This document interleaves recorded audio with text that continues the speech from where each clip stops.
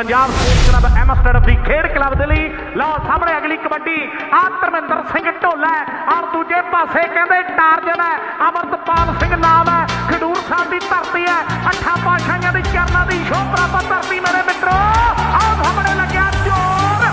गया जोर थोड़ा जा होर लग गया जोर थोड़ा जा